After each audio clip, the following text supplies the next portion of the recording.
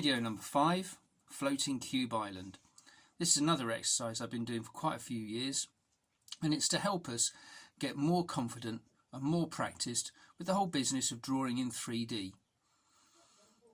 Straight, parallel lines, simple rendering to show where light and shade is to make things appear solid. I remember once somebody brought in from a very wet half term a few years back at another school I worked at, an enormous roll of lining paper, which is the paper that goes behind wallpaper on the wall, and it's just plain white. And the whole family had got into it, like when people sit around doing a big jigsaw, I suppose, and they'd made an enormous floating cube island that stretched almost over the whole roll of paper. And then when they finished, they painted around the outside of it, and they put clouds and birds and spaceships and planes and helicopters and all manner of strange things flying around. I seem to think there might have been a flying horse as well. So let's have a look and see how we get started. As with the other videos, start off with your two parallel straight lines, vertical, your angled hat, matching shape underneath it, and a centre line.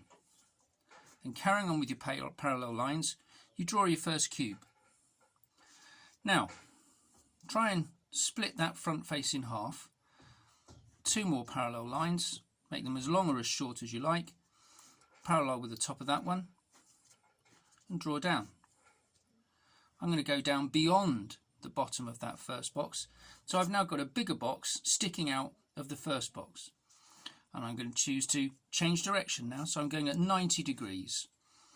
So a little bit of maths in there. There's maths in everything, like there's DT in everything, like there's English in everything, like there's science in everything. Like we always say in DT, there's one subject and it's learning. So I'm going to split this one in half, and I'm going to go back at 90 degrees again. So it's kind of wandering along a zigzag path, I suppose. And then I'm going to split this one in half, parallel line here. Then when we start rolling in the lines, when we feel like we've had enough, we'll see that this bigger box here seems to be sitting partly underneath that box there. So now I'm going to go in a different direction. I'm going to go long and thin. And you'll notice, like I said before, that I'm starting in a pale colour. In this case, I found a pink biro that I think my daughter had left in one of the crud drawers in the dining room table. It's probably been there since she was at school. So it's a nice clear colour to see, but when we start rolling over it in black, it'll disappear. Let's see, where else can I go? I'm going to go up.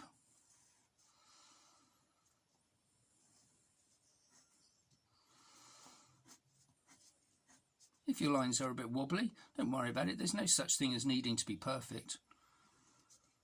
But the more you do it, the more confident you'll get. And before you know it, you'll be drawing these straight lines that are all joining up with each other really very successfully without even realising that you got to that point. Now I'm going to start rolling it out. So again, I found a black biro in a drawer somewhere, just really to make the point you don't need any fancy or special equipment. You can use, if you haven't got a load of paper sitting around, this I found sitting in my diary for some reason, what I often do is I use an old cereal box. So before they're about to get thrown away, if I don't need to make anything out of that cereal box, I split open the glue joints, as we've talked about before, turn it inside out, and then draw on it. All this hand-eye coordination, it's very, very good. And you'll notice that if you're a footballer or a tennis player or anybody who does anything physical that they really, really enjoy, practice is what keeps you sharp. I'm going to start rolling it out now. As you've seen, with the dark rollout lines just going on to the outside edges. And I'm putting my frequency line rendering in, which will help us to believe that it's solid, all facing in the same direction, which some of you will have realised means that the sun